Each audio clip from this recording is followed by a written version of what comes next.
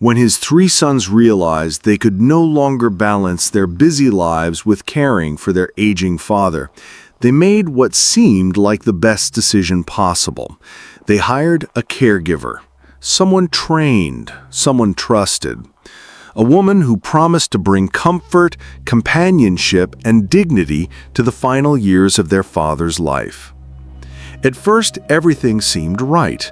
The meals were prepared, the medications given on time, the loneliness lifted.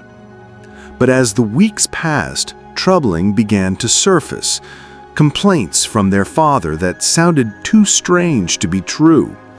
They dismissed them until the day those warnings became undeniable, and what started as an act of care ended in an untimely death. It was October 5th in Columbus, Ohio.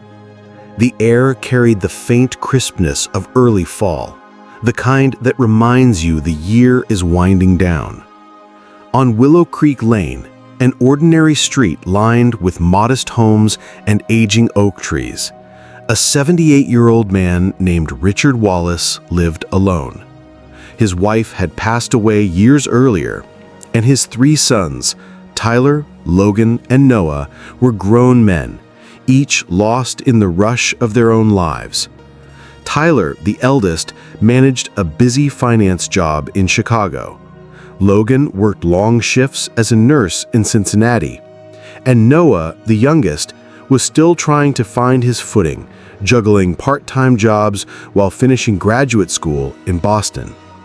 They all loved their father deeply, but like many families, spread thin by distance and responsibility, none of them could be there every day.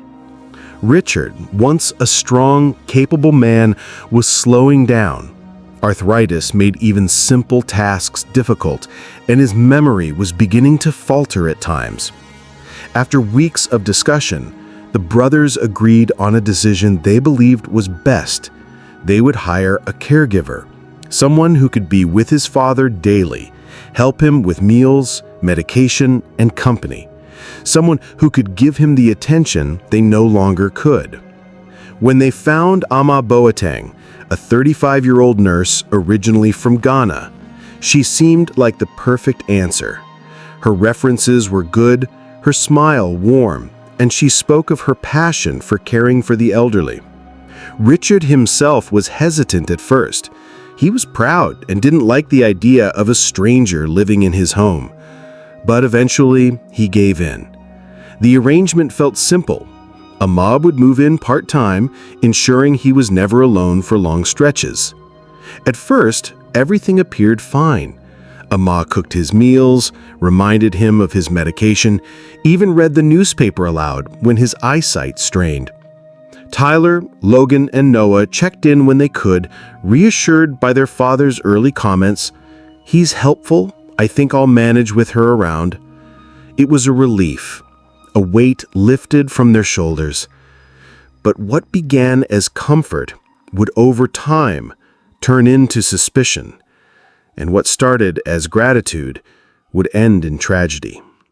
Before we go deeper into this story, let us know in the comments where you're watching from. We'd love to hear from you. And if you're new here, click on the subscribe button so you never miss any of our upcoming videos. At this point, Richard Wallace was just another elderly man adjusting to life with help. No one could have predicted that this very decision, the act of hiring one caregiver, would set into motion a series of events that his family would later regret for the rest of their lives. In the weeks after Ama Boateng began working inside the Wallace home, everything appeared ordinary from the outside. The sons, Tyler, Logan, and Noah, felt relieved that their father finally had someone close to him. To them, Ama was respectful, polite, and efficient. She arrived early, kept the house in order, and always spoke with a calm, steady tone. For three young men balancing families and demanding jobs, it felt like a blessing. But behind Richard Wallace's closed doors, the picture was not so simple. Richard, now in his late 70s, had lived a long life built on discipline and order. He had served in the military, built a career in construction, and raised his boys after losing his wife years earlier. For a man of his nature, little details mattered. He noticed when things were out of place. He remembered the way his late wife arranged the living room, the smell of his morning coffee, even how the blinds were tilted to catch the morning sun. So when those details began to shift, Richard felt it in his bones. At first, it was subtle. His wallet was not in the drawer where he always kept it. A small medicine bottle was left half open on the kitchen counter. A family photo, one of his favorites of the boys fishing as teenagers, was moved from its frame and tucked behind a stack of mail. These were small things, explainable things. He told himself perhaps his memory was slipping. But as days passed, the pattern deepened.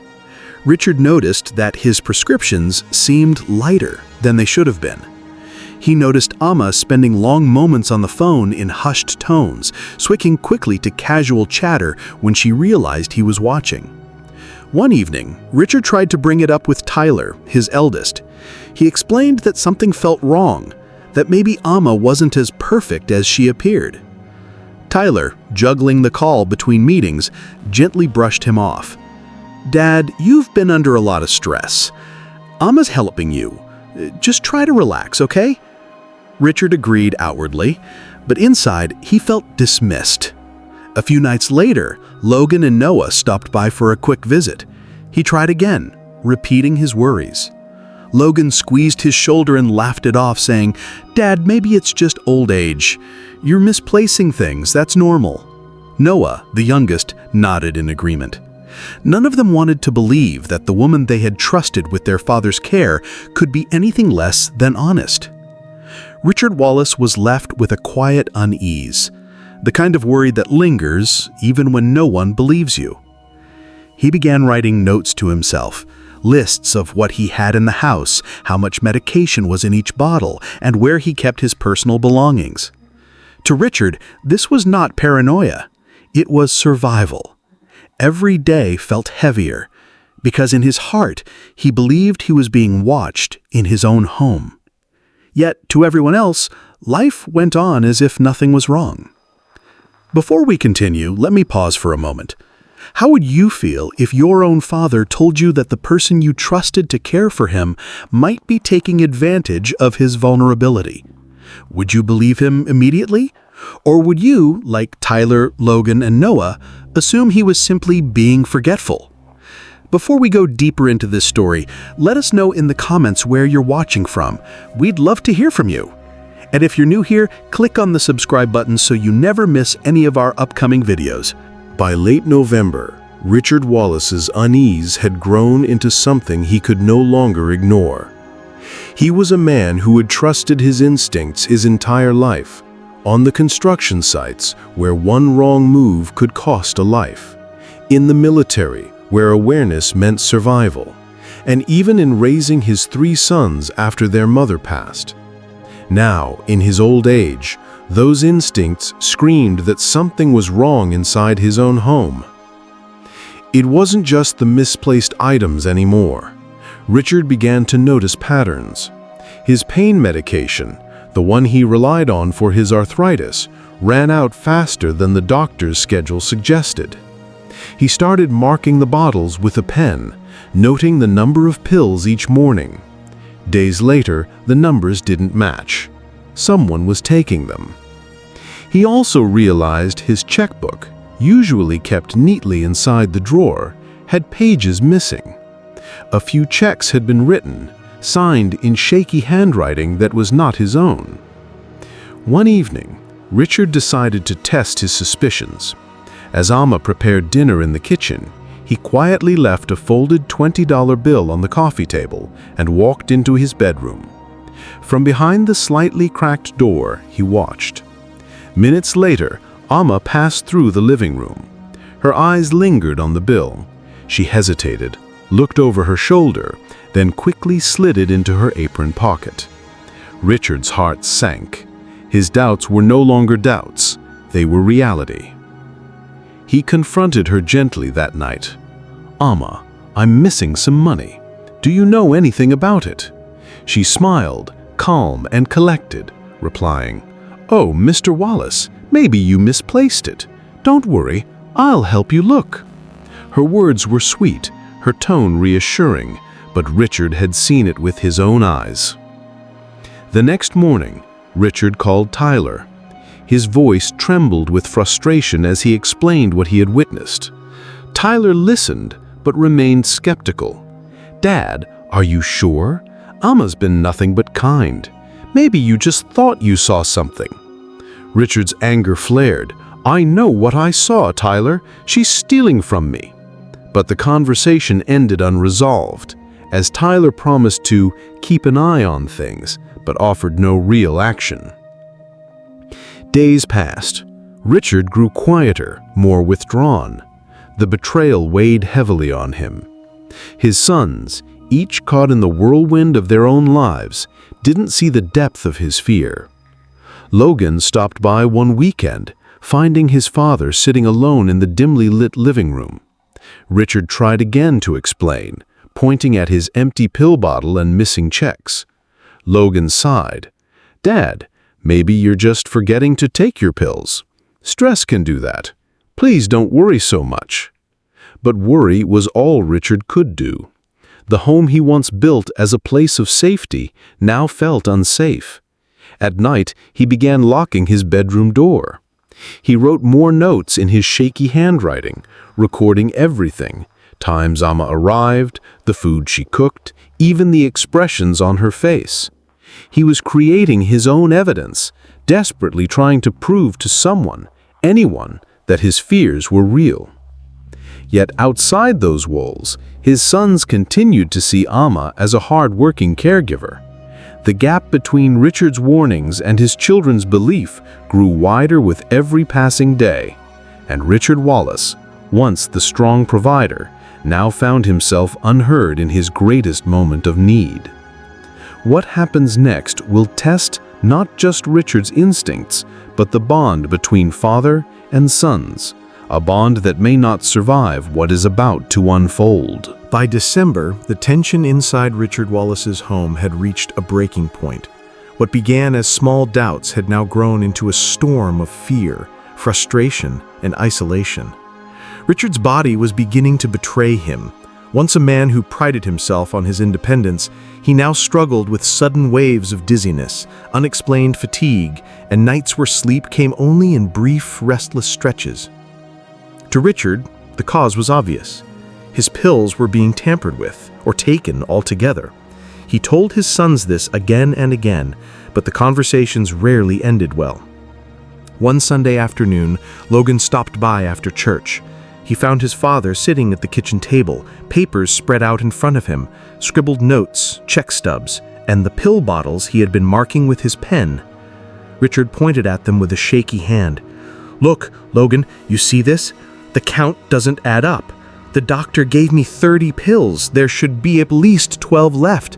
There's only 5. Somebody's taking them." Logan frowned, scanning the table. "Dad, maybe you miscounted? Or maybe you've just been more forgetful lately." The words cut deep. Richard slammed his hand against the table. "I am not losing my mind. I know what's happening here, but none of you want to see it." Amma, who had been standing in the doorway quietly watching, stepped forward. Her voice was calm, almost too calm. "Mr. Wallace, you must not stress yourself like this. The boys are only worried for you. Maybe it is best if I handle your medication for now." Richard's eyes burned with anger. "No, I'll take care of myself. You stay away from my pills." The air in the room grew heavy. Logan shifted uncomfortably, glancing between his father and Amma. He wanted to believe his father, but Amma's steady, professional demeanor made Richard look paranoid in comparison. Later that evening, Richard called Tyler, his oldest son, in desperation. His voice cracked as he spoke into the phone. "Tyler, listen to me. If something happens to me, it won't be an accident. Amma isn't who you think she is. Promise me you'll believe me then." Tyler sighed. "Dad, please, "You've got to stop this. Amma's been helping you. You're making yourself sick with all this suspicion." But Richard's instincts refused to let him rest. He began hiding what little money he had left, stuffing bills into old shoes and under couch cushions. He started eating less of the food Amma prepared, sometimes discarding it when she wasn't looking. He even whispered to Noah during a brief visit, "Watch her. Please, son, watch her closely." Yet Noah, juggling his own family and work, gave a distracted nod and brushed it aside as the worries of an aging man. By Christmas, the Wallace household was a home divided. Amma still moved about the house with quiet authority, cooking, cleaning, answering calls when the sons weren't around. To outsiders, she was the dependable caregiver, but inside Richard felt trapped, silenced, and dismissed by the very children he had raised. And then, just days after the holiday, Richard collapsed in the living room. When Amma called 911, her voice was frantic, rehearsed with just enough panic to sound convincing. For Richard, this was no accident. For him, this was the very nightmare he had warned his sons about. But for Tyler, Logan, and Noah, the question was only beginning. Had their father's fears been real all along? Or was this collapse just the natural decline of an aging man? Richard Wallace was rushed by ambulance to St. Mary's Medical Center, a mid-sized hospital just 20 minutes outside of Dayton. When he arrived, he was conscious, but barely. His breathing was shallow, his words slurred. The ER nurses worked quickly, attaching monitors, drawing blood, and starting fluids. For the first time, the sons stood together in one place, Tyler, Logan, and Noah, watching their father through the glass partition of the emergency bay. None of them spoke at first. They were shaken, afraid, and silently wrestling with guilt. Tyler finally broke the silence. "This is what he's been warning us about. He said this would happen." Logan shook his head. "Ty, you're letting him get in your head. Dad's 74. Collapses happen at that age. We can't keep pointing fingers without proof." But Noah, the youngest, glanced over at Amma, who stood at the far end of the waiting room, her hands folded neatly, her eyes wet, as though she'd been crying. Something about her calmness unsettled him. Minutes later, a doctor in a white coat approached the sons. Dr. Stephen Klein, mid-40s, direct but compassionate. He held a clipboard, scanning the notes. "Your father's stable for now, but his labs, they raise questions. His system shows a mix of medications that don't match what he's been prescribed. Did any of you authorize a change in his medication?" The brothers exchanged confused looks. "No," Tyler said firmly. "He's only supposed to be on heart meds and blood pressure pills. That's it." Dr. Klein frowned. "Well, that's not what we found. There are traces of sedatives, strong ones. These aren't prescribed for him." A heavy silence fell. The words seemed to hang in the sterile air of the hospital corridor. Logan tried to rationalize. Could it be a pharmacy error? Maybe they mixed something up with his refills. The doctor shook his head. "Unlikely. This dosage, this wasn't an accident. Someone had to give him these." The suspicion, once only Richard's lonely voice, was now spoken by a professional. And for the first time, the sons felt the weight of doubt pressing in on them. As the brothers sat in the waiting area, their conversation grew tense. Tyler's jaw was tight. "We should have listened to him. He told us Amma was messing with his meds." Logan fired back. "Hold on, you can't just accuse her without facts. We don't know what's going on." But Noah, staring across the room at Amma, whispered, "What if Dad was right? What if she's the reason he's here right now?" Meanwhile, Amma remained in her seat, occasionally dabbing her eyes with a tissue. To anyone else in the waiting room, she looked like a devoted caregiver, deeply shaken by her patient's condition. But inside the Wallace family, the seeds of suspicion had finally taken root. And when hospital staff quietly notified the local police, standard protocol for suspected medication tampering, the story of Richard Wallace's collapse was no longer just a family crisis. It had officially become a case. By the evening of October 5, word had spread through the halls of St. Mary's Medical Center. The Wallace family situation was no longer just a medical case. It was now under the eye of law enforcement. Detective Carla Jennings, a seasoned investigator from the Montgomery County Sheriff's Department, arrived at the hospital shortly after 8 p.m.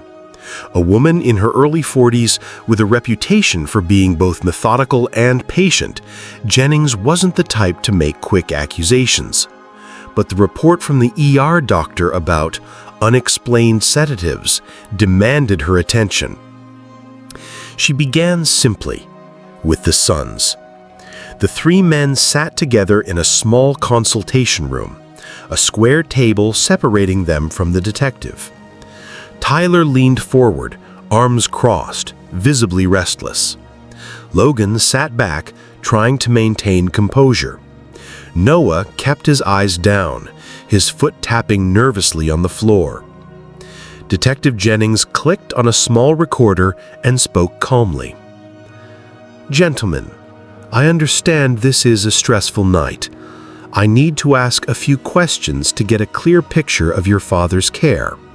First, has anyone besides you three and the caregiver Mensa had access to your father's medication?"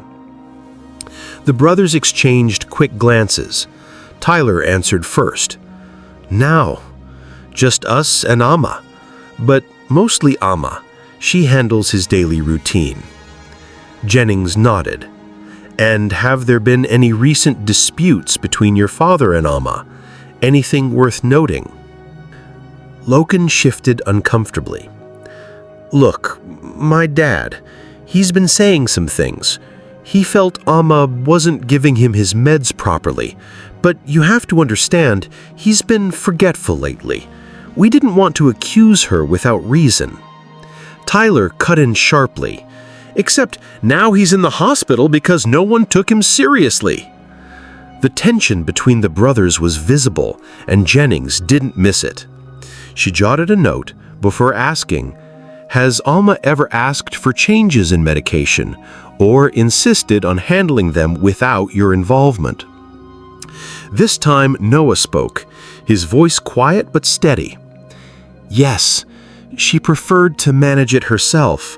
She said it kept things organized." Jennings gave a small nod, then turned to the nurse outside the room. "Please bring in Ms. Mensa." Moments later, Amma entered. She wore a simple navy dress with a light cardigan, her hands folded neatly in front of her. Her expression carried a mix of concern and composure, far calmer than the Wallace brothers expected. Jennings gestured for her to sit. "Ms. Mensa, thank you for speaking with us. Could you describe your role in Mr. Wallace's care?" Amma's Ghanaian accent was gentle but clear. "Yes, detective. I have been with Mr. Wallace for 8 months now.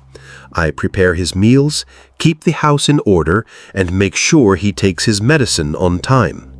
His health has not been easy, but I do everything I can." Jennings leaned forward slightly. "Your patient's blood work shows sedatives in his system. Strong ones. Can you explain how those might have been introduced?" Amma's eyes widened briefly, just enough to register surprise, but she quickly composed herself. "I do not know about this. I only give him what is prescribed. I never, ever add anything else. I care for him as if he were my own father." Her voice carried a conviction that momentarily unsettled even Tyler, who had been ready to confront her. But Jennings wasn't swayed so easily. "So you're saying you had no knowledge of these sedatives, and you never requested them from a doctor or pharmacy?" Amma shook her head firmly. "No, detective, never. If there are strange medicines in his body, they did not come from me." The silence in the room was thick. Jennings studied her face, searching for cracks in her calm exterior. There were none. When the detective finally stood, she spoke evenly. "Thank you, Miss Mensa. That will be all for tonight, but I want you available for follow-up questions. This isn't the end of it." As Alma left the room, the brothers exchanged uneasy looks. To them, her words had sounded rehearsed, almost too perfect. But to the detective, the case was only beginning, and every person in Richard Wallace's orbit was now a potential suspect. At 6:15 the next morning, October 6th, the hospital ward was quiet, except for the beeping of monitors and the shuffle of nurses on their early rounds. Inside room 214, Richard Wallace stirred. His chest rose and fell unevenly, his eyelids twitching before finally fluttering open. For the first time in nearly 12 hours, he was awake. Tyler, who had stayed overnight in a stiff plastic chair beside the bed, immediately leaned forward. His heart raced at the sight of his father's eyes moving. "Dad, it's me, Tyler. Can you hear me?" Richard's lips moved, but no sound came. His throat was dry, and his body weak from the medication that still lingered in his system. He tried again, his voice no stronger than a whisper. "Not right." Tyler grabbed his hand. "What's not right? Tell me, Dad." The monitor beeped faster as Richard fought to form the words. He turned his head slightly, eyes darting toward the doorway. Logan and Noah entered at that moment, rushing to the bedside. Logan's voice trembled. "Dad, we're here. It's okay, just rest." But Richard shook his head faintly, his voice straining as if every syllable cost him energy. "She gave me wrong pills." All three brothers froze. The weight of his unfinished sentence hung in the air. Tyler's voice cracked with anger. "You heard him. He said she. He's talking about Alma. He tried to warn us, and now look what's happened." Logan rubbed his face with both hands, torn between frustration and doubt. "But he didn't finish. He couldn't even say her name. What if we're assuming too much?" Noah glanced toward the hallway, his stomach tight. "Doesn't matter. We have to tell Detective Jennings exactly what he said. If Dad's pointing at her, she needs to be investigated right now." Outside the room, a nurse had overheard enough of the exchange to call the detective's office. By noon, Jennings was back at the hospital, notebook in hand, ready to record every detail of Richard Wallace's attempt to speak. For the first time, the case no longer rested only on suspicion. Now the victim himself had spoken, even if only in fragments. And those fragments were enough to turn suspicion into full-scale investigation. Detective Jennings knew that in cases like this, the smallest detail could mean the difference between truth and assumption. Richard Wallace's whispered words had introduced a new urgency. The detective wasn't ready to make an arrest, but the father's strained warning was enough to justify digging deeper into Alma Mensa's past. That afternoon, Jennings requested her employment records. At first glance, Alma appeared clean. She had been in the United States for nearly 10 years, originally entering on a student visa from Ghana. After completing courses in nursing assistance, she shifted into home care work, moving from family to family as a private caregiver. Her resume looked polished, too polished. Every reference was glowing, every timeline exact. But Jennings had worked enough fraud cases to know when something looked too perfect. He started making phone calls. The first number, listed as a previous employer, belonged to a disconnected line. The second reached a woman in Pennsylvania who hesitated before confirming anything. After a few minutes of gentle pressure, she admitted the truth. Yes, Alma had worked for her father, but she left suddenly after an incident with his medications. The woman refused to go into detail, but her words were enough to plant seeds of suspicion. Jennings wrote in his notes, "Pattern, medication mishandling. Look for repetition." Back in Ohio, the Wallace brothers were restless. Tyler was the loudest, pacing the hospital waiting area, his jaw tight. "She's dangerous. Dad said it himself. We shouldn't even wait for the detective. She needs to be out of our house for good." Logan, ever the mediator, shook his head. "We can't just throw accusations around. If we're wrong and Amma's innocent, we'll regret it. We need facts, not just fear." Noah sat quietly in the corner, his arms folded. His silence carried more weight than words. When he finally spoke, it was with a low intensity. "You both heard him. Dad pointed at her. That's not nothing. But we need to let Jennings finish his job. If Amma really did this, the truth will come out." Meanwhile, Amma continued her work at the Wallace home, seemingly unbothered. She cooked, cleaned, and kept her routine steady. To neighbors and casual visitors, she looked like the picture of loyalty and care. But inside the Wallace family, suspicion was tightening like a knot. Jennings pressed further. He contacted another family in Chicago who had once employed Amma. Their story was nearly identical: an elderly man whose health declined rapidly under her care. Nothing criminal had ever been proven, but the daughter recalled filing a quiet complaint with the agency that placed Amma. 2 families, 2 warnings, and now, potentially a third. For Jennings, the pieces were starting to align, but suspicion alone wasn't enough. He needed evidence, proof that the pills Richard Wallace claimed were wrong had in fact been tampered with. The detective ordered a full toxicology test on Richard's blood. Results would take days, maybe longer. Until then, the Wallace family was left to sit with their unease, watching a woman they no longer trusted move freely through their father's home. What had begun as a desperate hire to help an aging father was now unraveling into a web of doubt, fear, and unanswered questions. The case was no longer just about care. It was about trust, and what happens when trust turns fatal. The days after Richard Wallace's collapse moved slowly. Each sunrise stretched longer than the last, the Wallace brothers living in a constant state of unease. They knew Detective Jennings had ordered toxicology tests, but waiting for results felt unbearable, especially while Amma Mensah still came and went as though nothing had changed. Tyler was the most restless. He started stopping by the house at random hours, sometimes showing up late at night just to check things over. Logan tried to calm him down, warning that his paranoia could drive Amma away before they had proof. But Noah said little. He kept watch in his own quiet way, lingering longer than usual when Amma prepared their father's meals or laid out his medications. Amma, for her part, behaved exactly as she always had. She smiled politely, cooked hearty stews, and reminded the brothers to rest. If she noticed the tension around her, she gave no sign.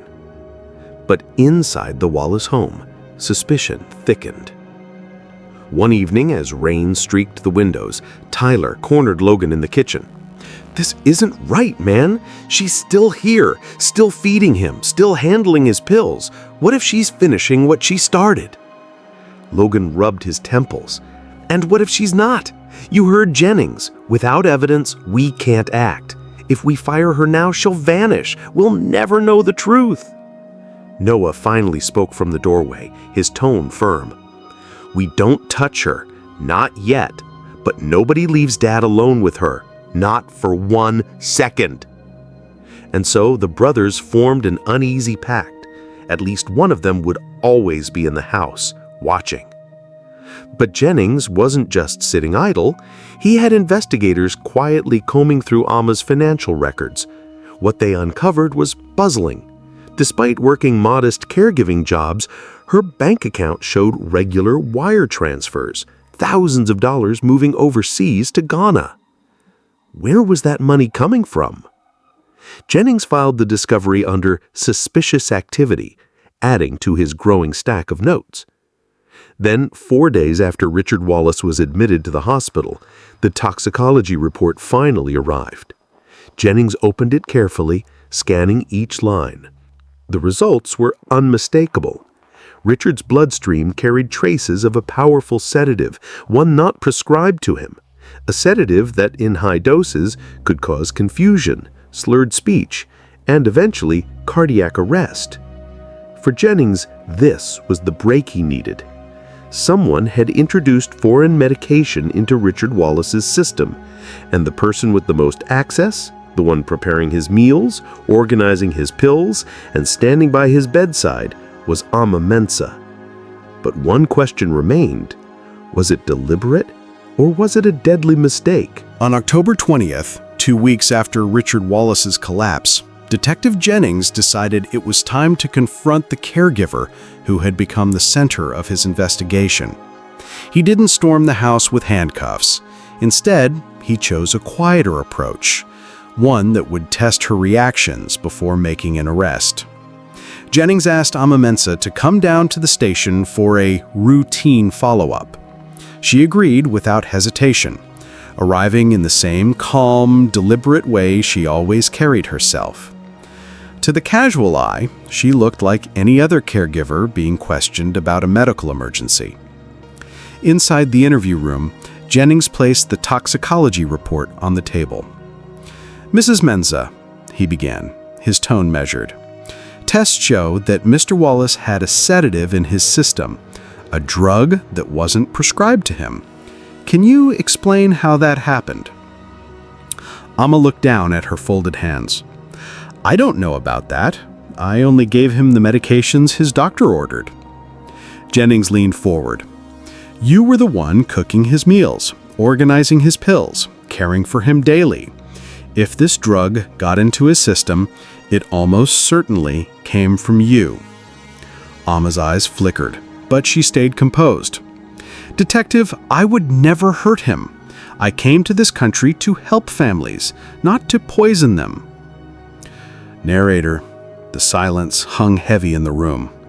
He watched her body language, the subtle tightening of her jaw, the way her fingers drummed softly against the table. He had interviewed enough suspects to recognize nerves when he saw them. Meanwhile, back at the Wallace home, the three brothers were bracing themselves for the outcome. Tyler paced the living room while Logan tried to reassure his father, who was slowly regaining strength in the hospital. Noah stayed quiet, his eyes fixed on the phone, waiting for Jennings to call. Then, hours later, the phone rang. Jennings' voice was steady. "We're not filing charges yet, but I need you to know the evidence points to your caregiver. The sedative wasn't an accident. It was introduced deliberately." The brothers sat in stunned silence. Months of doubt, suspicion, and whispered arguments were finally given shape. Someone they had trusted in their father's home had crossed a line. For Jennings, the case was far from over. He had evidence of poisoning, but not enough to prove intent beyond a reasonable doubt. Was this attempted murder? A financial scheme gone wrong? Or a desperate act by someone overwhelmed with responsibility? For the Wallace family, one thing was certain. Life in their father's home would never be the same again. The weeks following Richard Wallace's death were heavy with uncertainty. His sons, Tyler, Logan, and Noah, grew frustrated with the slow pace of the investigation. They wanted answers. They wanted accountability. But more than anything, they wanted justice for their father. The toxicology report became the turning point. What initially looked like an elderly man's sudden decline was revealed to be the result of deliberate poisoning. The medical examiner confirmed that Richard's system contained traces of a strong sedative, administered in doses far higher than any doctor would prescribe.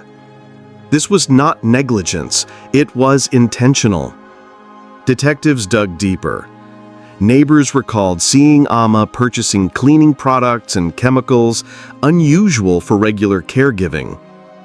Bank records revealed that Amma had been quietly wiring money overseas, amounts far beyond what her modest salary could explain. And when investigators searched her small apartment, they found containers of the same sedatives discovered in Richard's system, hidden in a drawer. By January, detectives knew they had enough to make an arrest.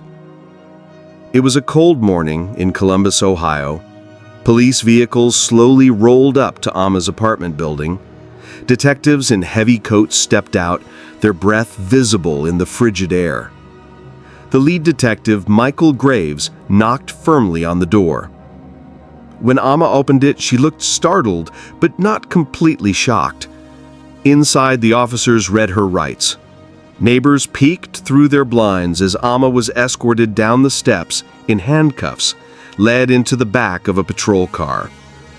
The caregiver who once promised to look after Richard Wallace was now under arrest, accused of taking his life.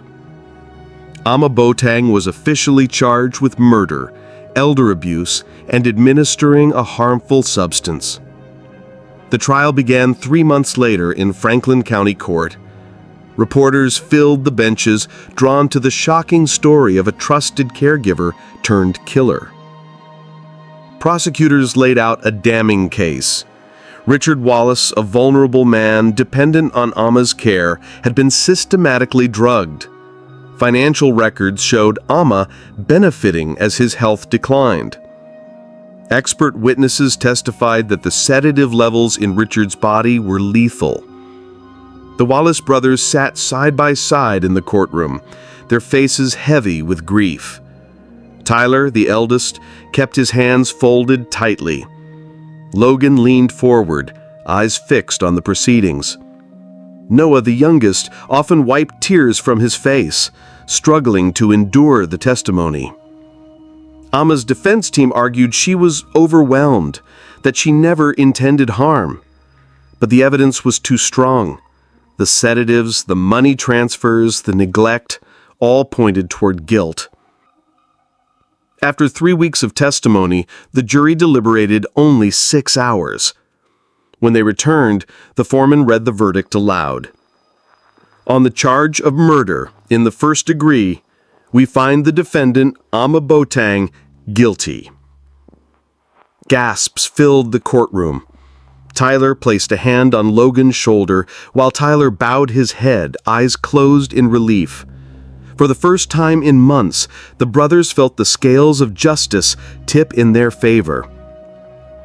Amma showed little emotion as the judge delivered the sentence, life in prison without the possibility of parole. The gavel struck, sealing her fate. Outside the courthouse, the brothers spoke briefly to the press. Our father trusted her, Tyler said, his voice breaking. We trusted her, and she betrayed us all.